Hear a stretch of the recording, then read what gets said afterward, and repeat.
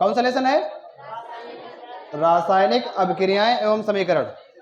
ठीक, हमारी पूरी बात जो है ध्यान से सुनो आराम से। लेसन नंबर 1 के अंतर्गत तुमका क्या करना है? अभिकारक, फिर उत्पाद, फिर संयोजन अपक्रिया, फिर वियोजन अपक्रिया, फिर विस्थापन अपक्रिया, फिर द्विविस्थापन अपक्रिया, फिर ऊष्माक्षेपी अपक्रिया। ठीक, ऊष्माशोषी अपक्रिया, अवक्षेपण अपक्रिया, आक्सीकरण अपक्रिया, अपचयन अपक्रिया, रेडॉक्स अपक्रिया। ये तुमका जो बहुत अच्छे से तैयार होना चाहिए। ठीक, और ये सारी अपक्रिया बिल्कुल हम डिटेल में 2-2, 3-3 रिएक्शन के साथ बता चुके हैं। ए रवि प्रदीप आगे बैठो, जल्दी आओ, तुरंत आ गया, जल्दी जल्दी आ गया, आगे उनका थोड़ा आगे जगह दो भैया, यही बैठ जाओ, आगे आओ आगे। एक हिलाओ ना कोई लोग, ठीक है, हिलाओ ना।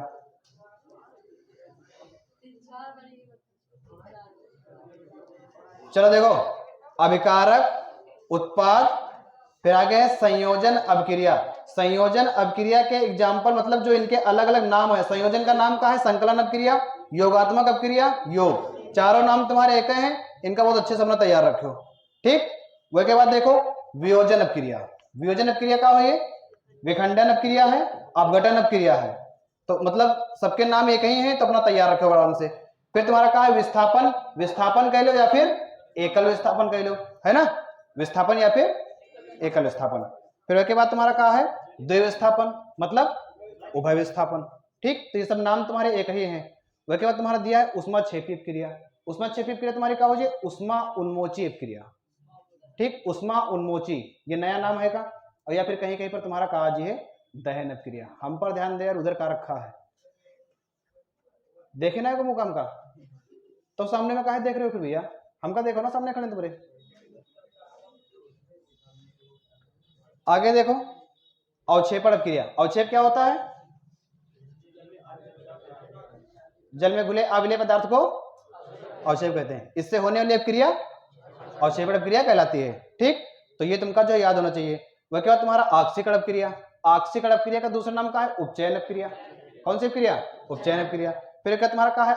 अपचयन अपक्रिया। फिर क्या है? रिडॉक्स अपक्रिया। रिडॉक्स अपक्रिया क्या होती है? जहां पर आक्सीकरण और उपचयन दोनों होता है तो उसे रिडॉक्स अपक्रिया कहते हैं। ठीक, तो ये तुम्हारे जो है समझ लो पूरे लेसन की समरी दी गई है। अंकुर नीचे कर लो नजर यार। ठीक, पूरे लेसन की जो है ये समरी दी गई है। जितनी अपक्रिया तुम्हारी यहाँ पर है पूरी की पूरी तुमका तैयार होनी चाहिए, और कम से कम 2-2 अपक्रिया के साथ तैयार होनी चाहिए। ठीक, तुमसे अगर पूछा जाए कि संयोजन अपक्रिया किसे कहते हैं, तो पूरा तुमका डिटेल लिखना है कि जब कोई दो पदार्थ मिल करके एक नया पदार्थ बनाते हैं तो उनसे होने वाली अपक्रिया संयोजन अपक्रिया कहलाती है। ठीक, और 2 रिएक्शन इनकी याद होना चाहिए। ठीक, वह के बाद देखो तुम्हारा अगला क्वेश्चन दिखाई दे रहा है कि समीकरण को संतुलित कीजिए। समीकरण दी गई है, इनका क्या करना है? संतुलित करना है। ठीक, बढ़िया अच्छे से। ठीक, संतुलित करना भी बता दूंगा चुके हैं, है ना, तो अपना आराम से इनका संतुलित करो, और जो ना हो वो हमसे पूछो। ठीक है, आगे देखो भैया, लिखा है क्या होता है जब सल्फ्यूरिक अम्ल सोडियम हाइड्रोक्साइड के जलीय विलयन में परस्पर अभिक्रिया करता है। क्या होता है जब सल्फ्यूरिक अम्ल सोडियम हाइड्रोक्साइड के जलीय विलयन में परस्पर अपक्रिया करता है। ठीक, तो यहां पर देखो तुमसे जो है ये भी टाइप के क्वेश्चन पूछे जी हैं, क्योंकि 3 से 4 रिएक्शन जो है कंपलसरी हो तो पूछी जी हैं, और रिएक्शन तुम्हारी वही पूछी जी हैं जो तुम यहां से पढ़ के जी हो वही। ऐसा ना कि तुमका नई कोई रिएक्शन मिल जी है। जितनी तुमका यहाँ से 10, 20, 50 रिएक्शन मिल जाए, बस खाली उतने में से तुमसे जो है 5-6 रिएक्शन पूछ लीजिए। ठीक, बस खाली तुमका करना क्या है कि जितनी भी रिएक्शन तुमका यहाँ पर मिल रही है अपनी अच्छे से तैयार कर लो, बस बाकी कोई समस्या ना हुई। देखो लिखा है सल्फ्यूरिक अम्ल। सल्फ्यूरिक अम्ल का सूत्र क्या हो जी है? H2SO4 क्या हो जी है? H2SO4 और सोडियम हाइड्रोक्साइड। सोडियम हाइड्रोक्साइड का सूत्र क्या हो? NaOH। ठीक, NaOH। यहां पर 2 अणु लिए जी हैं NaOH के। कितने अणु लिए जी हैं? 2 अणु। तो यहां पर तुम्हारा क्या बन जी है? Na2SO4 plus H2O। Na2SO4 plus Na2SO4 plus 2H2O, ये तुम्हारा बन जी है भैया। ठीक, अब देखो इधर, ये तुम्हारा H2SO4 का है, ध्यान से देखो, कहा है तुम्हारा अम्ल है ये, और ये कहा है तुम्हारा क्षार है, कहा है ये क्षार है, और ये तुम्हारा कहा है लवण है, और ये तुम्हारा कहा है जल है। ठीक, परिभाषा ऐसे कहा है कि निकल के आ गई उदासीनीकरण अपक्रिया की। जब अम्ल और क्षार आपस में अपक्रिया करते हैं तो लवण और जल बनता है, उसे हम उदासीनीकरण अपक्रिया कहते हैं। यहां से तुम्हारी कहा निकल के आ जाए उदासीनीकरण उष्मा निकल के आ जाए। ठीक, जब अम्ल और क्षार आपस में अपक्रिया करते हैं तो लवण और जल बनता है, साथ ही साथ उसके उष्मा भी निकलती है, तो उसे हम उदासीनीकरण उष्मा कहते हैं। तुमसे क्वेश्चन पूछे उदासीनीकरण क्रिया किसे कहते हैं, उदाहरण सहित बताइए। तो उदासीनीकरण क्रिया जब अम्ल और क्षार आपस में क्रिया करते हैं तो लवण प्लस जल बनता है, उसे हम उदासीनीकरण क्रिया कहते हैं। ये रिएक्शन लिख सकते हो, बाकी अपनी तुम आसानी लिख सकते हो NaOH plus HCl arrow NaCl plus H2O। ठीक, अगर उदासीनीकरण उष्मा पूछिए, जब अम्ल और क्षार आपस में अपक्रिया करते हैं तो लवण प्लस जल के साथ साथ उष्मा भी निकलती है, उसे हम उदासीनीकरण उष्मा कहते हैं। वही उदासीनीकरण उष्मा तुम्हारी काहे की क्रिया हुई है, उष्मा क्षेपी क्रिया हुई है, क्योंकि उष्मा क्षेपी का होते उसमें भी उष्मा निकलती है। ठीक, वही तुम्हारी क्रिया काहे की हुई है, दहन अपक्रिया की हुई है।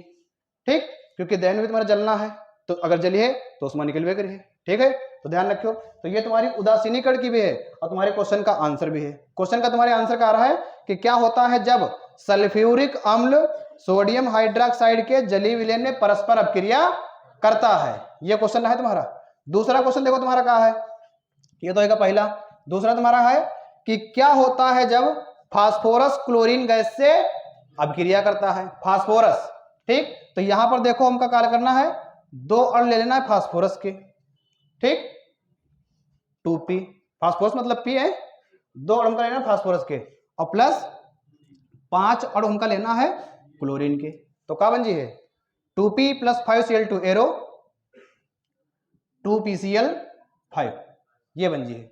भैया यहां पर फास्फोरस कितने हैं 2, यहां पर क्लोरीन कितने हैं 5 दूनी 10, यहां पर फास्फोरस कितने हैं 2, क्लोरीन कितने हैं 5 दूनी 10। ठीक, जब फास्फोरस क्लोरीन से अपक्रिया करता है तो फास्फोरस पेंटाक्लोराइड, 5 क्लोरीन है यहां पर, जब फास्फोरस क्लोरीन से अपक्रिया करता है तो फास्फोरस पेंटाक्लोराइड का निर्माण होता है। तुम्हारे क्वेश्चन का आंसर ये होगा। अब देखो यहां पर तुम्हारा एक पदार्थ ये है, दूसरा पदार्थ तुम्हारा ये है, दोनों मिलके क्या कर रहे हैं, ठीक, एक नया पदार्थ बना रहे हैं। तो यही तुम्हारा काहे का एग्जाम्पल हो जाए, संयोजन अपक्रिया का। काहे का हुई है, संकलन अपक्रिया का। काहे का हो जाए, योग अपक्रिया का। काहे का हुई है, योगात्मक अपक्रिया का। काहे का हो जाए, योगशील अपक्रिया का। समझो, ये क्या है, फास्फोरस का क्लोरीनीकरण है ये, फास्फोरस का, कि फास्फोरस की क्लोरीन से क्रिया कराने पर क्या होता है, फास्फोरस पेंटाक्लोराइड का निर्माण होता है। ठीक, कैसे प्राप्त करेंगे फास्फोरस से फास्फोरस पेंटाक्लोराइड। ठीक, क्या होता है जब फास्फोरस की क्रिया क्लोरीन से हम कराते हैं तो फास्फोरस पेंटाक्लोराइड। ये भैया तुम्हारा बैलेंसिंग है, बैलेंस के हिसाब से है, क्योंकि फास्फोरस की क्रिया अगर क्लोरीन से करो तुम्हारे 2 ही उत्पाद बने हैं, या तो फास्फोरस ट्राइक्लोराइड बने हैं या फिर फास्फोरस पेंटाक्लोराइड। खाली 2 ही चांस इनके होते हैं, या तो फास्फोरस ट्राइक्लोराइड और या फिर फास्फोरस पेंटाक्लोराइड। अगर फास्फोरस ट्राइक्लोराइड बने हो तो यहाँ पर 3 रखियो, 3Cl2, तो 6 हो जाइए, 2 अपना बाहर कॉमन ले लो तो 2PCl3 बन जाइए। और अगर पेंटा बनाना है तो यहाँ 5 लेना हो, पेंटाक्लोराइड फास्फोरस ट्राइक्लोराइड।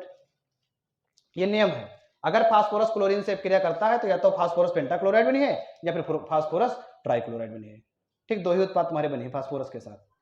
ठीक, आगे देखो, आगे लिखा है सोडियम सल्फेट विलयन को बेरियम क्लोराइड विलयन में मिलाया जाता है। सोडियम सल्फेट विलयन को, सोडियम सल्फेट, ये है सोडियम सल्फेट।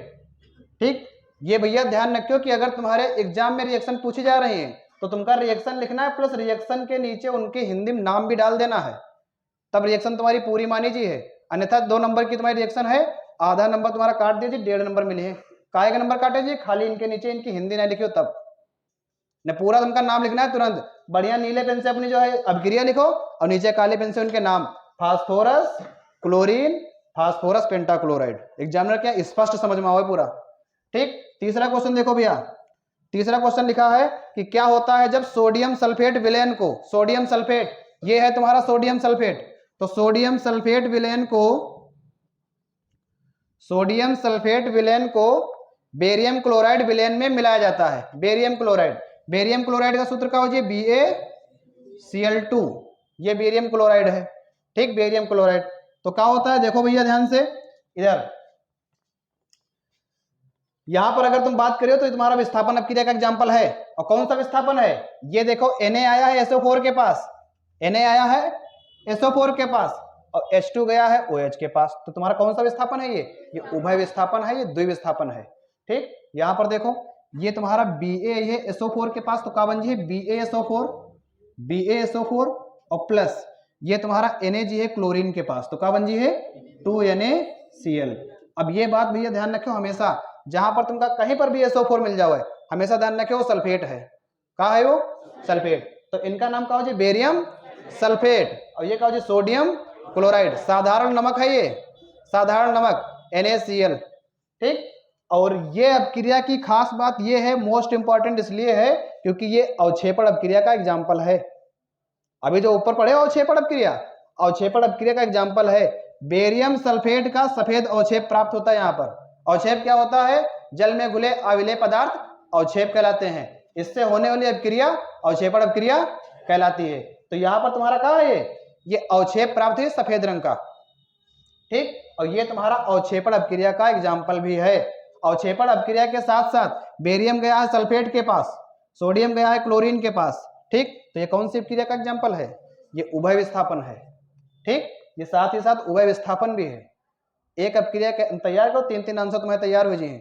अवक्षेपण अपक्रिया है, उभय विस्थापन है, खाली विस्थापन है, ठीक। ये सब चीजें अपने ध्यान रखो। कभी कभी क्या हो सकता है, तुम्हारे इस बार क्या हुई है कि 20 क्वेश्चन तुम्हारे ऑप्शनल पूछे जी हैं। कितने क्वेश्चन पूछे जी हैं, 20 क्वेश्चन ऑप्शनल पूछे जी हैं। तो हो सकता तुमसे पूछना है कि संयोजकता बताओ। जैसे मान लो लिख दिए एक यौगिक Na2SO4, ठीक। तो तुमसे कहे कि सल्फेट की संयोजकता बताओ, तो भैया सल्फेट ये है तुम्हारा SO4, तो सल्फेट की संयोजकता इनके पास हुई है, कितनी हुई है, 2। कितनी हुई है, अब यहां पर हर जगह तुम्हारी सल्फेट की संयोजकता 2 हुई है, चेंज नहीं हुई है, हर जगह 2 हुई है। अगर पूछा सोडियम की, तो सोडियम की इनके पास हुई है। ये पूरा सल्फेट है। अब सल्फेट के पास बताओ यहाँ पर कितनी गिनती छुपी है, 1। अगर कोई गिनती नहीं तो 1 तो माना चाहिए ना। तो सोडियम की संयोजकता कितनी हुई है, 1। क्रॉस मल्टीप्लाई होते हैं, क्रॉस मल्टीप्लाई, ठीक। क्रॉस मल्टीप्लाई मतलब क्या है, जैसे यहां पूछे कि बेरियम सल्फेट में सल्फेट की संयोजकता बताओ। अब निकालना ना है तुमका, मालूम है कितनी होती है सल्फेट की। यहां के हिसाब से देखिए जो ना है कि यहां पर कुछ नहीं लिखा, तुम्हारी 1 हो जी है। ये देखो सल्फेट। अब यहां पर तुमका दिमाग ये लगाना कि यहां पर लिखा का है ना है, ठीक। क्योंकि देखो जिसे बेरियम सल्फेट लिखियो, तो यहां पर इसलिए नहीं लिखा है कि हुई सकत का पता बेरियम, जिसे बेरियम है और ये सल्फेट है, ये है। अब तुमका देखो ये पता है कि सल्फेट की संयोजकता हमारी 2 होती है, 2 होती, ठीक। तो यहां पर अगर सल्फेट की संयोजकता 2 है तो यहां पर काहे ना लिखी है, तो एक रीजन क्या हो सकता है कि हो सकता है कि बेरियम की भी संयोजकता हमारी 2 हो सकता है ऐसा कि बेरियम की संयोजकता भी हमारी 2 हो। तो 2 तुम्हारा क्या हो जी, दोनों कट जी हैं। अब अगर दोनों कट जी हैं तो बचिए तो BaSO4, लेकिन संयोजकता भैया वही रही है। यहां पर ना कि मतलब यो ना दिख रहा कि SO4 यहाँ पर एको ना लिखे तो एको ना हुई है या 1 हुई है, ऐसा कुछ नहीं। सल्फेट की संयोजकता 2 हुई है, ठीक।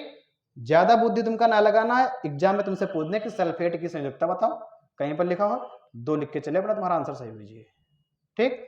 और यहां पर 2 इसलिए नहीं लिखा है क्योंकि बेरियम की भी 2 होती है, बेरियम की भी 2 हुई है। तो 2 तुम्हारा कटना जी है।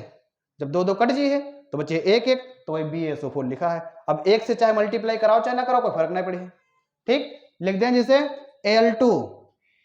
Al2SO4 का होल थ्राइस, ऐसे क्वेश्चन लिखा है, ठीक। लेकिन तुमका ये मालूम है कि SO4 की संयोजकता कितनी होती है, 2 होती है।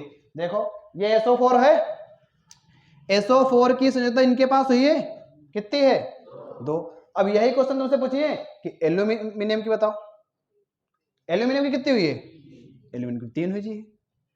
अब ये ना है कि इनकी घटिए बढ़िए, 3 रही है, ठीक। जैसे लिख दें कि मान लो कोई एक धातु है, कोई एक धातु है और उसके कार्बोनेट का सूत्र, ठीक। कोई एक धातु है उसके कार्बोनेट का सूत्र M2CO3 है। कितना है M2CO3। तो तुमसे कहिए कि कार्बोनेट की संयोजकता बताओ। कार्बोनेट तुम्हारा भैया ये है, तो कार्बोनेट की संयोजकता कितनी हुई है, 2 हुई है। तो ये ध्यान रखो, बाई चांस तुमसे संयोजकता भी पूछ सकते हैं। जैसे ये है Na2SO4, ये तो बता चुके हैं। सल्फेट की कितनी है 2, सोडियम की कितनी है 4, थोड़ी ना हुई है, वो तो सल्फेट पूरा तुम्हारा मिलके है ना, ये सल्फेट तुम्हारा पूरा है, तो सल्फेट की यहाँ पर 1 हुई है। सल्फेट की कितनी हुई है 1 हुई है, ठीक। जिसे कहा जाए NaCl NaCl, तो NaCl में संयोजकता Na की बताओ कितनी होती है 1, हमेशा ध्यान रखो, और क्लोरीन की 1, ठीक। समस्या यहाँ पर ये होती है कि संयोजकता निकाले किसे जी है, ठीक। तो तुमका निकाले का नियम ये पता होना चाहिए कि अभी तुम लोग हाई स्कूल में हो तो तुम लोग ये जान लो कि तुमका पहली बात तो सबसे पहली चीज ये है कि 1 से 30 तक तत्व तुमका मालूम होना चाहिए, ठीक है। 1 से 30 तक तत्व, हाइड्रोजन है, हीलियम है, तो इसे तुमका जो है 1 से 30 तक मालूम होना चाहिए। दूसरी चीज 1 से 30 तक तुमका पूरे के पूरे इलेक्ट्रॉनिक विन्यास मालूम होना चाहिए, बता चुके हैं ना, ठीक। इलेक्ट्रॉनिक विन्यास भी बताए हैं। अब इलेक्ट्रॉनिक विन्यास बताने के बाद तुमका जाना है सबसे बाहरी कक्षा में। कहाँ जाना है? सबसे बाहरी कक्षा में। अब सबसे बाहरी कक्षा में जी हो, सबसे बाहरी कक्षा में जितने इलेक्ट्रॉन तुम्हारे हुई हैं वही तुम्हारी डिसाइड करी है संयोजकता। क्या डिसाइड करी है? संयोजकता। कैसे डिसाइड करी है? देखो, जैसे हमका पता है कि सोडियम के पास आओ, अभी ये रिएक्शन लिख लियो भैया। जैसे तुमका पता है कि सोडियम के पास आओ, तुमका मालूम है कि सोडियम का परमाणु क्रमांक कितना होती है 11, कितना हुई है 11, ये देखो 11 है, तो 11 का इलेक्ट्रॉनिक विन्यास क्या हुई है? पहली कक्षा में कितने इलेक्ट्रॉन आई है 2, दूसरी कक्षा में 8 और तीसरी कक्षा में 1। जो सबसे बाहरी कक्षा में तुम्हारे पास इलेक्ट्रॉन है, पहली बात तो ये जान लो कि उनका बोलते हैं संयोजी इलेक्ट्रॉन। क्या बोले हैं? संयोजी। जैसे तुमसे कह दें कि सोडियम में संयोजी इलेक्ट्रॉन की संख्या बताओ, तो तुमका कुछ नहीं करना, तुरंत देखो सोडियम भैया हमारा है कितने पर 11 पर है, तुरंत क्या करो इलेक्ट्रॉनिक विन्यास, और इलेक्ट्रॉनिक विन्यास करने के बाद बाहरी कक्षा में देखो कितने इलेक्ट्रॉन है, वो तुमका क्या बताए हैं? संयोजी इलेक्ट्रॉन, ठीक। तुमसे कहिए कि संयोजी कक्षा में कितने इलेक्ट्रॉन है? 1, ठीक। संयोजी कक्षा में कितने हैं? 1। अब जैसे देखो बाहरी कक्षा में कितने इलेक्ट्रॉन? 1, तो यही इनकी क्या हो जी है? संयोजकता हो जी है। क्या हो जी है? संयोजकता। यहाँ पर ये नियम ध्यान रखियो कि संयोजकता का नियम तुम्हारा क्या होते है कि पहला नियम तो तुम्हारा ये है कि 1 से 30 तक तुमका तत्व मालूम होना चाहिए, ठीक। और दूसरा नियम ये है कि बाहरी कक्षा में जितने इलेक्ट्रॉन है, इलेक्ट्रॉनिक विन्यास करने के बाद बाहरी कक्षा में जितने इलेक्ट्रॉन नहीं है तो वो तुम्हारी डिसाइड क्या करते हैं? संयोजकता डिसाइड करते हैं। कैसे डिसाइड करी है? अगर भैया बाहरी कक्षा इलेक्ट्रॉन तुम्हारा है 1, बाहरी कक्षा इलेक्ट्रॉन कितना है 1, तो संयोजकता कितनी हुई है? 1 हुई है। अगर बाहरी कक्षा इलेक्ट्रॉन है 2, तो संयोजकता कितनी हुई है? 2 हुई है। अगर बाहरी कक्षा इलेक्ट्रॉन है 3, तो संयोजकता कितनी हुई है? 3। और अगर बाहरी कक्षा इलेक्ट्रॉन है 4, तो संयोजकता कितनी हुई है? 4। अगर बाहरी कक्षा इलेक्ट्रॉन है 5, तो संयोजकता 3। अब 5 ने 4 के बाद नियम चेंज, 4 तक वही नियम रही है, लेकिन 4 के बाद नियम चेंज, ठीक। 4 के बाद जैसे तुम्हारे पास इलेक्ट्रॉन आएंगे 5, तो क्या करियो 8 में से घटा दो। अगर बाहरी कक्षा इलेक्ट्रॉन है 5, तो 8 में से घटाइयो 5, कितना ही है? 3। अगर बाहरी कक्षा इलेक्ट्रॉन है 6, तो 8 में से घटाइयो 6, इलेक्ट्रॉन कितने हो जी हैं? 2। अगर बाहरी कक्षा इलेक्ट्रॉन है भैया 7, तो 8 में से घटाइयो 7, कितना बची है? 1। और अगर बाहरी कक्षा इलेक्ट्रॉन है 8, तो 8 में से घटाइयो 8, तो क्या हो जी 0। और जहां तुम्हारा 0 है तुमका तुरंत मालूम हो जी है कि जिनकी जिनकी संयोजकता 0 आ रही है वो तुम्हारे अक्रिय गैस हुई हैं, ठीक। अक्रिय गैस हुई है, निष्क्रिय गैस हुई है, ठीक। दुर्लभ गैस हुई है, गोबर गैस नहीं हुई है, दुर्लभ गैस हुई है, गोबर गैस बता रहे हैं, ठीक। अक्रिय गैस, निष्क्रिय गैस, दुर्लभ गैस, ठीक। इनका जो कैसे कहते हो कि अक्रियाशील गैस, ठीक। मतलब निष्क्रिय गैस किसे कहते हैं? तो तुम सीधे ये कह सकते हो कि जिनका जो है इलेक्ट्रॉनिक विन्यास करने पर बाहरी कक्षा में, या कह सकते हो जिनकी बाहरी कक्षा पूर्ण होती है, या फिर कह सकते हो जिनकी संयोजकता 0 होती है, तो उन्हें हम निष्क्रिय गैस या अक्रिय गैस कहते हैं। वायुमंडल में बहुत ही कम मात्रा में पाई जाती हैं, तो बाकी सभी गैसों के साथ क्रिया नहीं कर पाती हैं, क्योंकि सबसे ज्यादा गैस कौन सी है? नाइट्रोजन है, कितनी है? 78% है ना, ठीक। और ये कहाँ पॉइंट में है, कुछ 0.1% ऐसे हैं, तो बताओ 78% के आगे इनकी का दाल गल पी है? नहीं गल पी है, ठीक। तो ये लिए निष्क्रिय क्रिया कर ही नहीं पाई है, ठीक। तो इलेक्ट्रॉनिक विन्यास ऐसे निकाले जाते हैं। फिर जिसे मान लो तुमका दे दिया ऑक्सीजन, ऑक्सीजन है। अब ऑक्सीजन का होते है, ऑक्सीजन तुम्हारा कै नंबर पर आवत है? 8 नंबर पर आवत है। कितने पर आवत है? तो अगर 8 का इलेक्ट्रॉनिक विन्यास करी हो, 8 का, तो पहली कक्षा में कितने ही हैं 2, दूसरी कक्षा में कितने ही हैं 6, 6 2 8 हुई गए, 8 भरी गए, दूसरी कक्षा में तुम्हारे पास आएंगे 6। अब अगर 6 आए हैं रविंदर, ऐसे देख लो, हाँ अगर 6 आए हैं, ठीक, तो अगर 6 आए हैं तो बताओ संयोजकता इनकी कितनी हुई है 2 हुई है, क्योंकि 6 का नियम कहा है कि 8 में से घटा दो। ठीक, नाइट्रोजन ले लो, नाइट्रोजन में होते हैं परमाणु क्रमांक 7, कितना हुई है 7, तो 7 का इलेक्ट्रॉनिक विन्यास कहा 2,5। ठीक, तो बाहरी कक्षा में कितने हैं, तुमसे कहा जाए संयोजी कक्षा में कितने इलेक्ट्रॉन हैं, कितने हैं संयोजी कक्षा में 5, संयोजी कक्षा में इलेक्ट्रॉन 5 हैं, लेकिन अगर तुमसे कहा कि संयोजकता कितनी है तो 8 में से घटाइयो 5, 3। ठीक, नियम भैया ध्यान रखो, बार बार बता रहे हैं कि 1 2 3 4 तक तुम्हारा वही रही है, बाकी 4 के जैसे ऊपर अपना बढ़ियो 5 6 7 8, तो अपना 8 में से घटा दो। बात मेरी समझ में आ रही? ठीक, ऐसा ध्यान रखो अपना। ठीक, उसके बाद देखो लिखा है कि तन सल्फ्यूरिक अम्ल दानेदार जिंक से अपक्रिया करता है। कौन करता है? तन सल्फ्यूरिक अम्ल। ठीक, सल्फ्यूरिक अम्ल करता है। देखो भैया 4 नंबर रिएक्शन तुम्हारी क्या कह रही, सल्फ्यूरिक अम्ल है H2SO4। सल्फ्यूरिक अम्ल कौन सा है? H2SO4। भैया प्रबल अम्ल है कि दुर्बल अम्ल? प्रबल अम्ल है ये। ठीक, प्रबल अम्ल क्या होते हैं? वे अम्ल जिनकी आयनीकरण क्षमता अधिक होती है प्रबल अम्ल कहलाते हैं। यहां पर तुमसे एक क्वेश्चन बाय चांस पूछ सकते हैं ऑप्शनल में, या क्या पूछिए कि ये अगर अम्ल है तो इनकी क्या निकली है? क्षारकता निकली है। अगर क्षार होता तो क्या निकलती? अम्लता। ठीक, तो ये तुम्हारा अम्ल है, तो तुमसे कहें कि H2SO4 की क्षारकता बताओ, तो ये तुमका ध्यान देना कि जितने H+ आयन है, जितने H+ आयन है वही तुम्हारी क्या हुई है? क्षारकता। और जितने OH- आयन है वह तुम्हारी क्या हुई है? अम्लता। तो यहां पर H+ आयन कितने हैं? 2 हैं, तो इनकी क्षारकता कितनी हुई है? 2 हुई है। ठीक, तुमसे तुमका दे दीजिए HCl, तुमसे कहा जाए HCl का है? अम्ल है। HCl का है? अम्ल है। तुमसे कहा जाए कि इनकी क्षारकता बताओ कितनी हुई है? 1 हुई है, क्योंकि यहाँ पर H+ आयन कितने हैं? 1। अब तुम लोग गड़बड़ जाने कहां पर करियो? यहां पर गड़बड़ कर दो, CH3COOH। ये बताओ प्रबल अम्ल है कि दुर्बल अम्ल है? ये दुर्बल अम्ल है। ठीक, और यहां पर इनकी क्षारकता कितनी हुई है? 4। गलत कह दो, बता देना गलत कर दो, फुल कॉन्फिडेंस तेरे आंसर बता दियो अपना। ठीक, गलत बता रहे ना कि गलत कर दो। यहां पर भैया इनकी क्षारकता हुई है 1, क्योंकि H+ आयन यही दे रहा है केवल, बाकी ये पूरा तुम्हारा यहां से यहां तक एसीटेट है। ठीक है, तो ध्यान रखियो एसिटिक अम्ल कंफ्यूज करने के लिए यही तुमका क्वेश्चन दिया जी है कि एसिटिक अम्ल में क्षारकता बताइए, 1 हुई है। यो ना ध्यान लगा गुरु जी में बता रहे हैं कि जो है 4 हाइड्रोजन है तो 4 क्षारकता हुई जी है, यो ना, यो गलत हुई जी है। ऑप्शन में तुम्हारा 4 भी हुई है, ऑप्शन में 4 हुई है। ठीक, क्योंकि यहां मान लो गलत कर तुमका हम 4 और बताइए, है कि नहीं? अब पेपर में तुम्हें कब पे सोना लिखे चले जी, लिखियो तो अपने आप जाए, तो वही चीज है यहां पर। देखो H2SO4 है और दानेदार जिंक। दानेदार जिंक मतलब क्या होते हैं? जिंक का मतलब जिंक धातु का चूर्ण। ठीक, वही का दानेदार कह रहे हैं। ठीक, अब देखो जिंक की क्रिया कराना है, तो ये जो SO4 है भैया वो कहाँ जी है? Zn के पास, तो कहा हो ZnSO4, और ये कहा हो H2। अब यहां से तुम्हारा क्या बात निकल के आएगी? ध्यान दो, ये जिंक भैया तुम्हारा कहा है? धातु है। जिंक कहा है? धातु। और जब भैया धातु जो है जब अम्ल से क्रिया करती है, जब धातु अम्ल से क्रिया करती हैं तो हाइड्रोजन गैस विस्थापित करती है। ठीक, और ये कौन सी गैस विस्थापित करती है? हाइड्रोजन विस्थापित करें, लेकिन कौन से मतलब धातुएं करती हैं?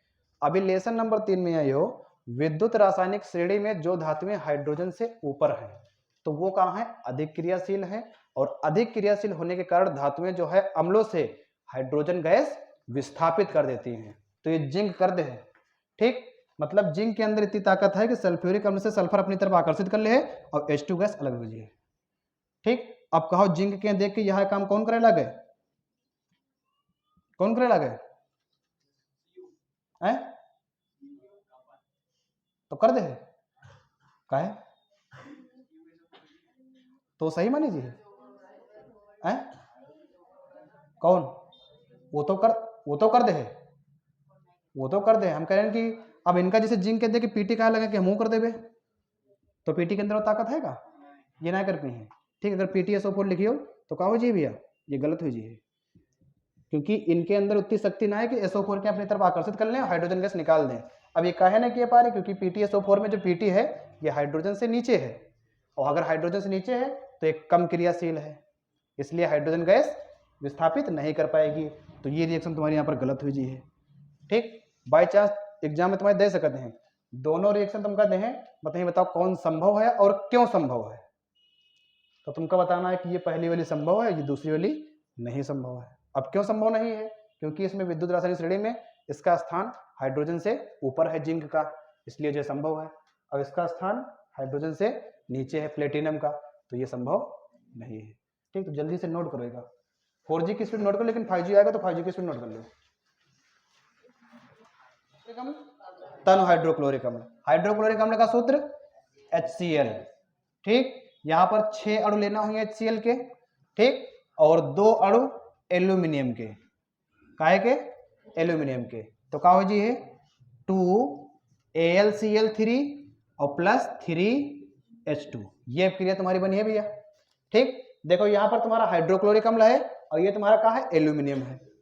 ठीक, यहाँ पर 6 अणु हाइड्रोक्लोरिक अम्ल के लेना है और 2 अणु एल्यूमिनियम के लेना है, तो क्या बन जाए 2AlCl3। अभी क्या बता रहे हैं कि एल्यूमिनियम की संयोजकता कितनी होती है, 3। देखो अपने सामने देखो, ये कितनी है, 3 है, और क्लोरीन की कितनी है, क्लोरीन की 1 है। ठीक, क्लोरीन की 1 है, ये क्या है, हाइड्रोजन गैस है, क्या है ये, हाइड्रोजन गैस। यहाँ पर भी तुम्हारा वही नियम लागू हो रहा है, एल्यूमिनियम का तुम्हारी धातु है, हाइड्रोक्लोरिक अम्ल से क्रिया कर रही है, धातु जब अम्ल से क्रिया करती है क्या करती है, हाइड्रोजन गैस विस्थापित कर देती है। ये कौन सी क्रिया है, ये विस्थापन अपक्रिया है। कौन सी क्रिया है, कौन सा विस्थापन है, एकल विस्थापन। कौन सा विस्थापन है, बस। ठीक, आगे देखो, यहाँ पर भैया इनका नाम हो जाए एल्यूमिनियम ट्राइक्लोराइड, एल्यूमिनियम ट्राइक्लोराइड। आगे देखो क्या होता है जब लेड नाइट्रेट को गर्म करते हैं, तो लेड नाइट्रेट का सूत्र क्या हो जी है, PbNO3 का होल ट्वाइस। ये लेड नाइट्रेट है, PbNO3 का होल ट्वाइस। ठीक, यहाँ पर भैया तुमका 2 अणु ले लेना है, ठीक, इनका क्या कर देना है, गर्म कर देना है, तो गर्म कर दो। यहाँ पर Pb की संयोजकता कितनी है, 2 है। ठीक, तो क्या हो जी है, लेड नाइट्रेट को जब गर्म किया जाता है, ये लेड नाइट्रेट है, और क्वेश्चन में तुम्हारा पूछा भी गया ऑप्शनल में कि लेड नाइट्रेट का सूत्र है तो PbNO3 का होल ट्वाइस। ठीक, तो क्या बन जी है तुम्हारा 2PbO प्लस 4NO2 और प्लस O2, ये तुम्हारा बन जी है। ठीक, ये तुम्हारा लेड नाइट्रेट है, जब लेड नाइट्रेट के गर्म किया जी तुम्हारा क्या बन जी है, लेड ऑक्साइड बन जी है। क्या बन जी है, लेड ऑक्साइड। 4 अणु तुम्हारे नाइट्रोजन डाइऑक्साइड के बन जी है, और 1 अणु तुम्हारा क्या हो जी है, O2 हो जी है। ठीक, यहाँ पर तुम्हारा ये जो है वियोजन अभिक्रिया का एग्जाम्पल है। काय का एग्जाम्पल है, क्योंकि एक पदार्थ तुम्हारा टूटकर तुमसे 3 भाग में बट रहा है, तो कौन सी क्रिया हो जी है, वियोजन क्रिया हो जी है। ठीक, जल्दी से नोट कर लो भैया, जल्दी से सबके नाम जरूर नोट करो जल्दी।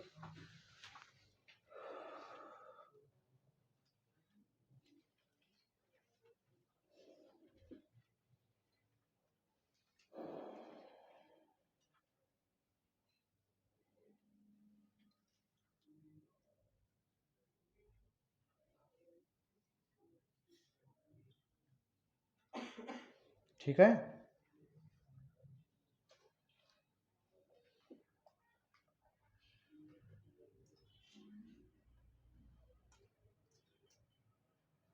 ठीक है, चलो आगे देख लो भैया। आगे देखो लिखा है कि नाइट्रिक अम्ल कैल्शियम हाइड्रोक्साइड से क्रिया करता है। नाइट्रिक अम्ल, कौन अम्ल, नाइट्रिक। तो नाइट्रिक अम्ल का सूत्र क्या हुई है, HNO3। ये तुम्हारा कौन सा अम्ल है, ये तुम्हारा जो है कौन सा अम्ल है,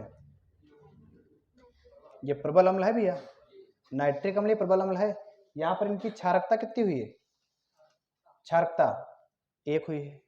H+ आयन कितने हैं, 1 है ना, H+ आयन 1 हुई तो है, तो जो तुम्हारा H+ आयन वही तुमका क्या बताइए, क्षारकता बताइए। ठीक, तो यहाँ देखो ये तुम्हारा नाइट्रिक अम्ल है और इनकी क्रिया कराना किससे है, कैल्शियम हाइड्रोक्साइड, तो CaOH का होल ट्वाइस, CaH का होल ट्वाइस। तो भैया तुम्हारा क्या बन जी है, देखो यहाँ से ले लो अपना कैल्शियम Ca, और फिर क्या ले लो NO3, CaNO3 का होल ट्वाइस।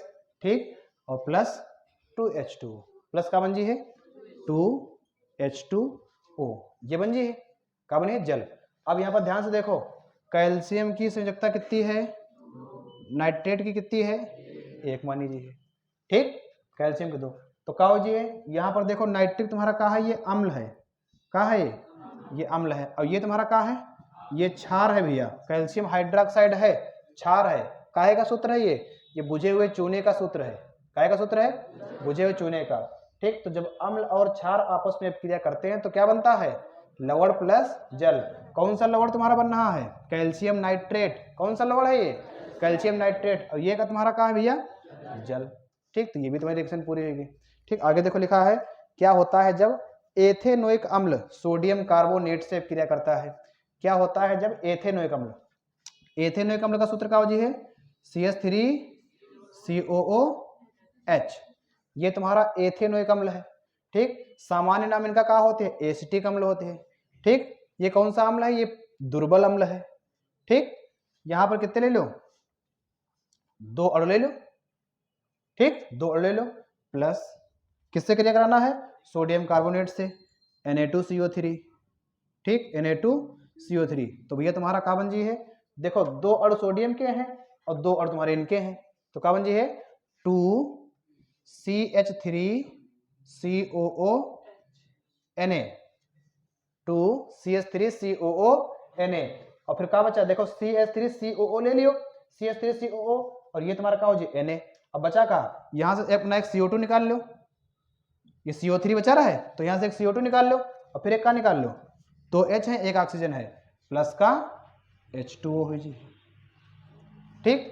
तो जब एसिटिक अम्ल या एथेनोइक अम्ल धावन सोडा से, इनका नाम क्या है, धावन सोडा, इनका नाम क्या है, कपड़े धोने का सोडा, इनका नाम क्या है, वॉशिंग सोडा, इनका नाम क्या है, सोडा ऐश, ठीक, 4 नाम है इनके, ठीक।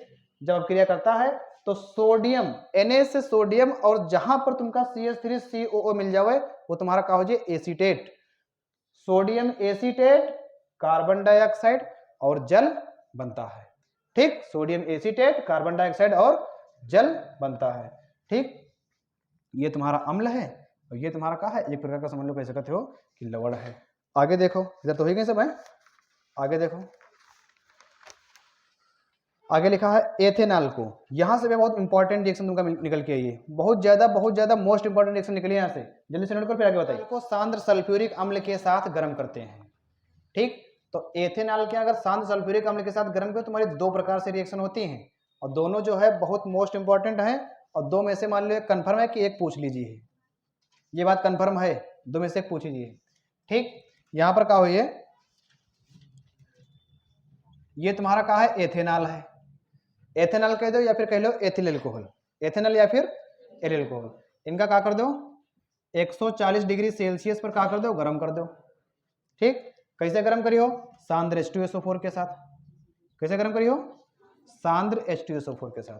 तो भैया तुम्हारा क्या बने है, C2H5O C2H5, ये तुम्हारा क्या बने है, डाई एथिल ईथर, कहा ये डाई एथिल ईथर, बहुत ज्यादा मोस्ट इंपॉर्टेंट रिएक्शन है ये, कि अगर एथिल अल्कोहल को 140 डिग्री सेल्सियस पर गर्म किया जाता है तो क्या बनता है, डाई एथिल ईथर का निर्माण होता है।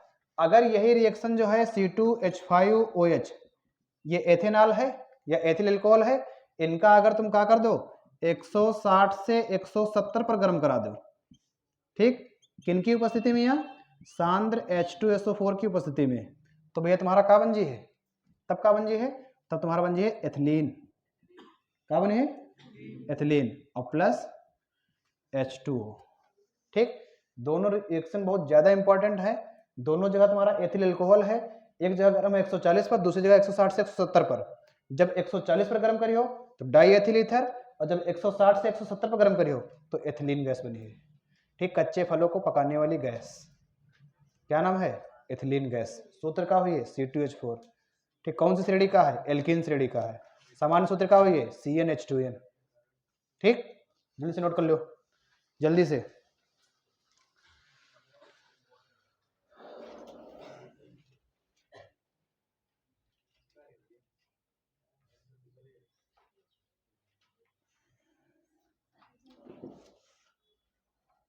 तुम लिख रहे हो, तो तुम लगा देखो जरूरी।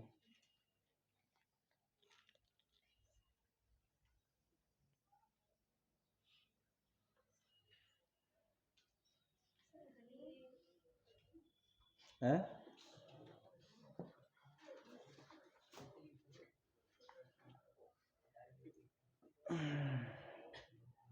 जल्दी से नोट करो भैया।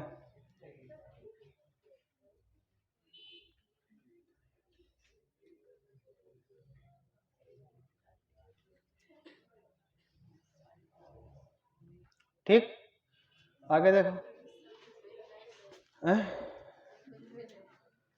कह रहे हैं कि श्वसन को ऊष्माक्षेपी अपक्रिया क्यों कहते हैं। श्वसन की ऊष्माक्षेपी अपक्रिया का समीकरण दीजिए। ठीक, ये लिखा है ना, सीट मिली कहाँ है, पढ़ो क्वेश्चन। श्वसन की, हाँ, तो भैया श्वसन को ऊष्माक्षेपी अपक्रिया क्यों कहते हैं। जब भोजन हमारे शरीर में छोटे छोटे टुकड़े के रूप में अंदर जाता है तो उससे ऊर्जा उत्पन्न होती है। ठीक, इसलिए श्वसन को ऊष्माक्षेपी अपक्रिया कहते हैं।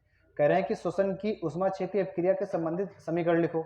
तो काहो जी है, सबसे पहले ले लो ग्लूकोज C6H12O6 और प्लस 6 अणु ले लो, काहे के, ऑक्सीजन के ले लो। तो का बन जी है 6CO2 प्लस 6H2O और प्लस ऊर्जा। ठीक, ये रिएक्शन तुम्हारी बन जी है। ये ग्लूकोज है, ये ऑक्सीजन है, ये क्या बन जी, कार्बन डाइऑक्साइड, ये जल, वो ऊर्जा। जल्दी से नोट कर लो फिर आगे बढ़ा जाए।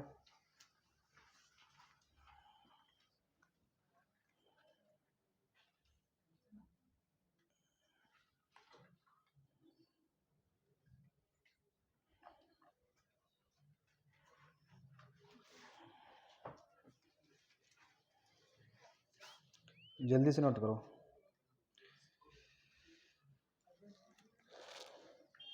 हो गया भैया। आगे देखो, कह रहे हैं कि रासायनिक समीकरण देते हुए सल्फर डाइऑक्साइड का एक अपचायक गुण लिखिए। रासायनिक समीकरण देते हुए सल्फर डाइऑक्साइड का अपचायक गुण लिखिए। ठीक, तो सल्फर डाइऑक्साइड के अपचायक गुण में क्या होता है, अम्ल का निर्माण होता है। ठीक, कब अम्ल का निर्माण होता है, तो जब सल्फर डाइऑक्साइड जो है जल की उपस्थिति में, किससे, जल की। तो छोटी सी की हिंदी लिख लो, जब सल्फर डाइऑक्साइड जल की उपस्थिति में क्लोरीन से क्रिया करता है, ठीक, तो अम्लों का निर्माण होता है। तो अम्लों का निर्माण होता है। ठीक, तो अम्लों का निर्माण होता है। यहां पर तुम ये भी कह सकते हो कि जब जो है सल्फर डाइऑक्साइड गैस जल की उपस्थिति में, यहाँ पर क्लोरीन तुम्हारा कहाँ है, एक प्रकार का तुम्हारा कहाँ है, हाइलोजन है। कहाँ है ये, हाइलोजन।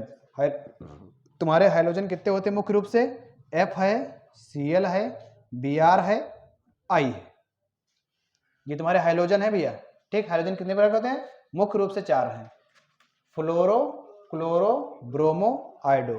तो सल्फर डाइऑक्साइड कहाँ है, सल्फर डाइऑक्साइड गैस जल की उपस्थिति में हाइलोजन से क्रिया करके, हाइलोजन मतलब चाहे क्लोरीन लो, चाहे ब्रोमीन लो, चाहे आयोडीन लो, चाहे फ्लोरीन लो, हाइलोजन से क्रिया करके अम्लों का निर्माण करती है। ये कौन सा अम्ल है, हाइड्रोक्लोरिक अम्ल, और ये कौन सा अम्ल है, सल्फ्यूरिक अम्ल। ठीक, जल्दी से नोट कर लो।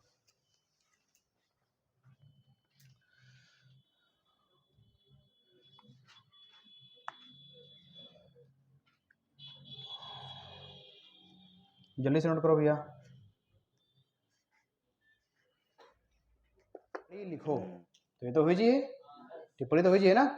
ठीक, आगे लिखा है, ये के लिए छोड़ दिया रहा है, H2 plus Cl2 arrow 2HCl, H2 plus Cl2 arrow 2HCl। कह रहे हैं कि ऑक्सीकरण और अपचयन छांटिए। ठीक, यहां देखो क्या हो रहा है कि क्लोरीन से जो है क्या जुड़ रहा है, आगे हाइड्रोजन जुड़ रहा है।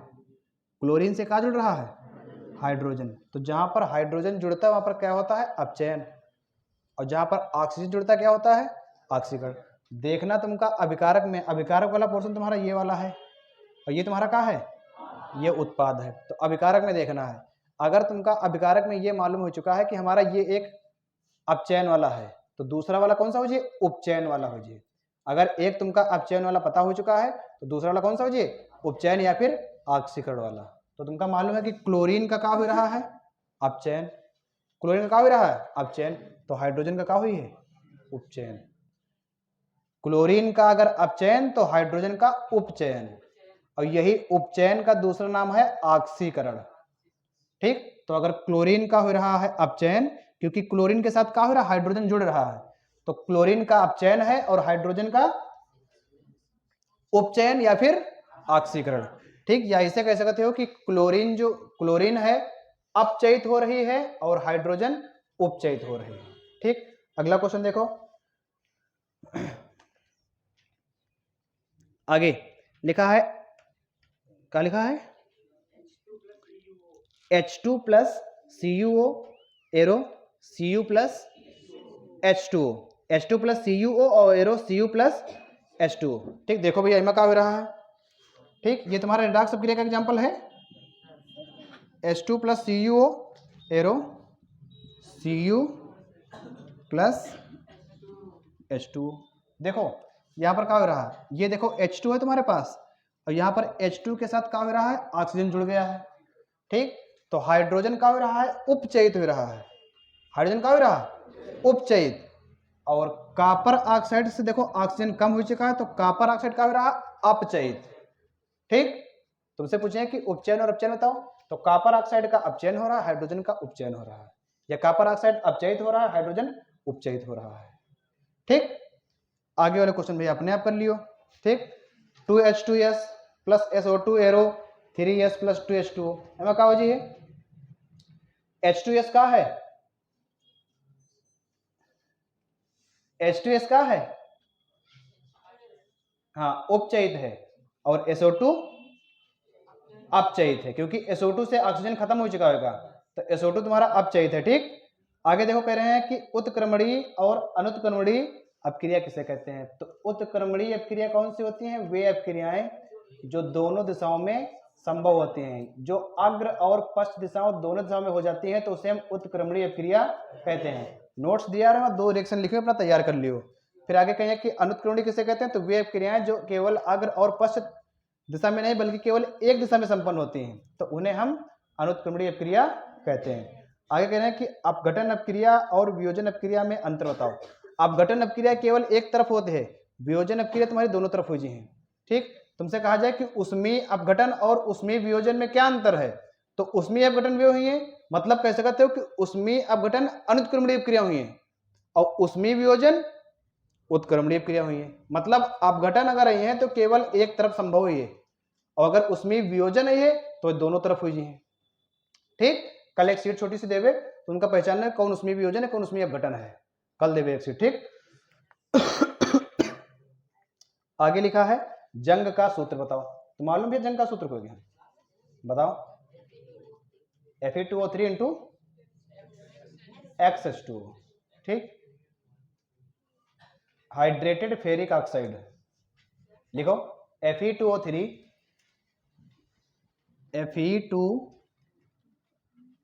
Into XH2O, hydrated ferric oxide, यही है हाइड्रेटेड फेरिक ऑक्साइड।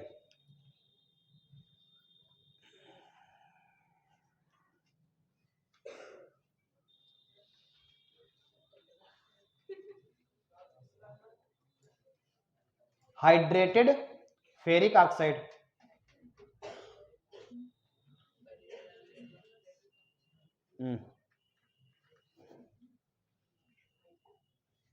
ठीक, नोट कर लियो। ठीक, आगे देखो क्या कह रहे हैं, आगे देखो आगे लिखा है लोहे के संचारण तथा जंग लगने की रासायनिक अपक्रिया बताओ। तो हुई जी है, समझ गया कि तुम्हें पूछियो, खाली हम समझ गया, हम खाली मन ले रहे हैं कि कौन पूछिए कौन नहीं, क्योंकि तुम्हारी सुबेरे इच्छा हुई रही है ना। लेकिन मारे दबाव तुम पूछ नहीं पा रहे हो, तो देख लो भैया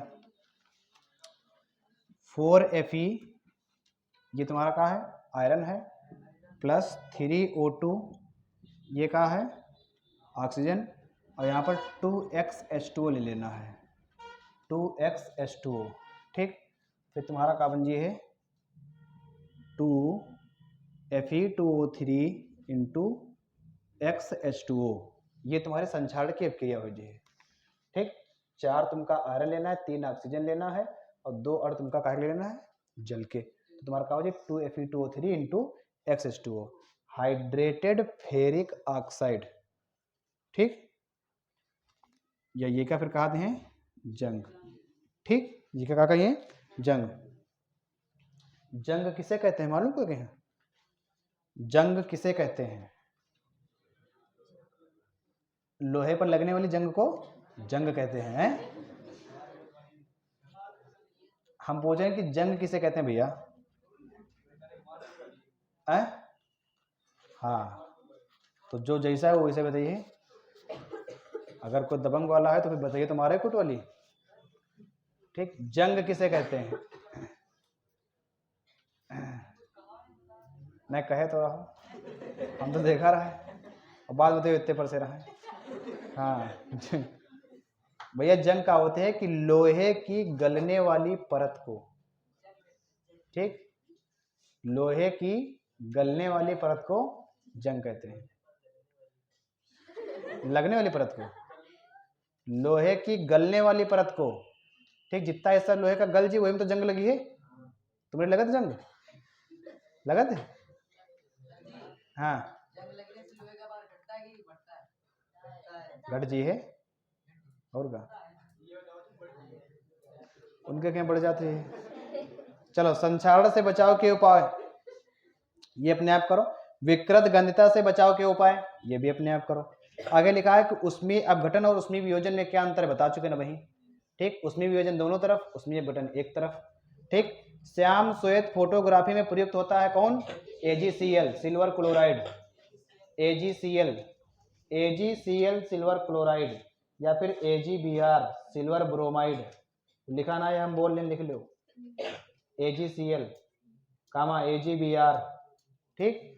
और AgCl से क्वेश्चन एक याद आया है कि चुनाव के समय प्रयुक्त होने वाली स्याही AgCl लगा दो, चुनाव के समय प्रयुक्त होने वाली स्याही जो अंगूठे पर लगाई जाती है वो कौन से रसायन की बनी होती है, सिल्वर नाइट्रेट AgNO3,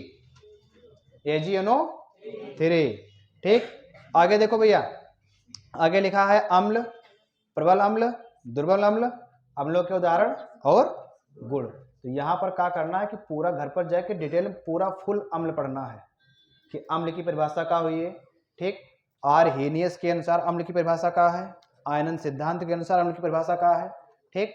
अम्लों के प्रकार कितने हैं, प्रबल अम्ल क्या होते हैं, दुर्बल अम्ल क्या होते हैं, और दोनों प्रकार के अम्लों के दो उदाहरण, प्रबल अम्ल के 2 एग्जाम्पल, दुर्बल अम्ल के 2 एग्जाम्पल, ठीक। उसके बाद अम्लों के उदाहरण कौन कौन से हैं और अम्लों के गुण कौन से हैं। ये स्वाद में खट्टे होते हैं, इनका पीएच मान 7 से कम होता है, ठीक। ये नीले लिटमस पेपर को लाल कर देते हैं। तो ये सब तुम्हारे कहाँ हैं, अम्लों के गुण है। मतलब घर पर जाके सीट अपनी तैयार करियो, खाली होना है, खाली अम्ल है तो अम्ल खाली पढ़ लिया, पूरा डिटेल में पूरा का पूरा अम्ल खत्म करना है, पूरा अम्ल और पूरा प्रबल अम्ल, पूरा दुर्बल अम्ल, अम्लों के उदाहरण और अम्लों के गुण।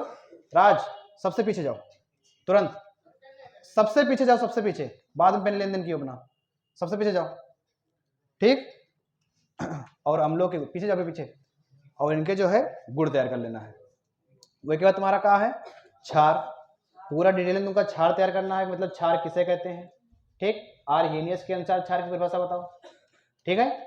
आर्हेनियस के अनुसार क्षार की परिभाषा, आयनन सिद्धांत के अनुसार क्षार की परिभाषा, ठीक है। और प्रबल क्षार किसे कहते हैं, प्रबल क्षार के 2 उदाहरण, दुर्बल क्षार किसे कहते हैं, दुर्बल क्षार के 2 उदाहरण, ठीक है। क्षारों के उदाहरण और फिर क्षारों के गुण।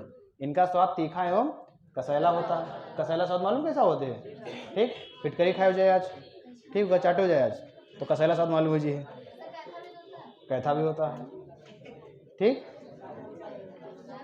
आगे लवण, लवण किसे कहते हैं, जब अम्ल और क्षार आपस में क्रिया करते हैं तो उसके उपरांत बनने वाला ठोस पदार्थ लवण कहलाता है, ठीक। लवण के तुमका सारे प्रकार याद करना है, कौन कौन से प्रकार हैं, सामान्य लवण है, अम्लीय लवण है, ठीक, क्षारकीय लवण है, फिर कौन सा है, द्विग लवण है, मिश्रित लवण है, संकुल या संकीर्ण लवण है। मुश्किल से मुश्किल 6 प्रकार के भेजे हैं, 6 याद रखो 6। कभी कभी 2 एक ही मिक्स कर दिए जाते हैं ना, तो पर कम कर दिए जाते हैं, लेकिन मुख्य रूप से 6 हुई हैं ना। उमा जो है उनके अणुओं की संरचना समान मिल जी है, यही के लिए जैसे फिटकरी है, फिटकरी ये द्विग लवण का एग्जाम्पल है, क्योंकि का हो ये Al2SO4 K2SO4 इंटू Al2SO4, तो दोनों के पास SO4 है, तो ये समानता पाई जा रही है। ठीक, आकाश इधर साइड में बैठो पीछे, हाँ तुरंत आइपार्थन नवदम घर बनवा लो अपना, कैपार्थन कैपार्थन बता रहे हैं। आगे फिर खाने वाला सोडा, पूरा फुल डिटेल में तैयार करना है खाने वाला सोडा। ठीक, मतलब खाने वाले सोडा का नाम कितने कितने हैं, अणुसूत्र का है, रासायनिक सूत्र का है, बनाने की विधि, भौतिक गुण, रासायनिक गुण, उपयोग। अब खत्म हुई खाने वाला सोडा, इसे खत्म हुई। खाली पढ़ना है खाने वाला सोडा, हम कह दिया खाने वाला सोडा, तुम कह दो खाने वाला सोडा, खत्म होएगा। ऐसे ना है, जैसे बताना वैसे खत्म करना है। फिर उसके बाद धावन सोडा, सारे नाम जानना है, धावन सोडा बनाने की विधि जानना है, अणुसूत्र जानना है, रासायनिक सूत्र जानना है, भौतिक गुण, रासायनिक गुण, उपयोग। ऐसे खत्म हुई है। ठीक, और सेम तुम्हारा ब्लीचिंग पाउडर है।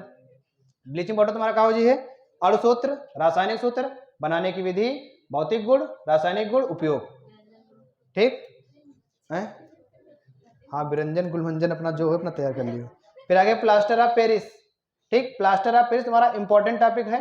ऐका जो है बनाने की विधि, सूत्र, कैसे बनाया जाता है, किसकी सहायता से बनाया जाता है, जिप्सम की सहायता लीजिए है। जिप्सम को 120 से 130 पर गर्म करते हैं तो प्लास्टर ऑफ पेरिस का निर्माण होता है। ठीक, कैसे प्राप्त करेंगे जिप्सम से प्लास्टर ऑफ पेरिस, या क्या होता है जब जिप्सम को हम 120 से 130 पर गर्म करते हैं। ठीक, भौतिक गुण याद करिए उनके, रासायनिक गुण, उपयोग, तब जाकर तुम्हारा खत्म हुई है। ये वाला क्वेश्चन नीचे वाला करा चुके हैं, उदासीन क्रिया। ठीक, तो ये हिसाब से तुम्हारा जो है पूरी की पूरी सीट तुम्हारी क्लियर हो गई है। ठीक, बढ़िया अच्छे से अपना जो है पूरा क्या करना है, घर पर जाके आवाज ना करो, बिल्कुल शांत रहो, भी उठना ना है, शांत रहो, उठना ना है। ठीक, कृषि में जो है तुम्हारा लेसन नंबर 5 तक पहुंच चुके हो आज, है ना। हाँ 5 हो गए, 5 करवा दिया। दैविक आपदा आखिरी दिया तो है। देखो भू परिष्करण 4 नंबर लेसन है, जो भू परिष्करण 4 नंबर है, और के बाद दैवी आपदा तथा प्राकृतिक आपदा ये भी दे दिया है आज, तो 5 लेसन। हाँ कायम कटवाए क्वेश्चन पूरा दे दिया है, जो तुम्हारा कटा हो तो अपना जो हटा दियो, बाकी जो पूरा है। ठीक, घर पर जाके ये आज की सीट अपनी तैयार करके आई हो कल पूरी, तब तो कल वाली सीट का फायदा हुई है, नहीं तो फायदा कोई नहीं हुई है। और समझ लो ये तुम्हारा पार्ट 1 है पूरा, ऐसे कम से कम 50 से 60 पार्ट करा दो जब तक तुम्हारे पेपर हुई है, पूरी क्लियर हो जाइए, चाहे साइंस हो चाहे मैथ हो। ठीक, और बाकी संडे का अपना सामाजिक विज्ञान के टेस्ट के लिए तैयार रहो। ठीक है, तो आज की वीडियो में इतना है। थैंक यू, धन्यवाद।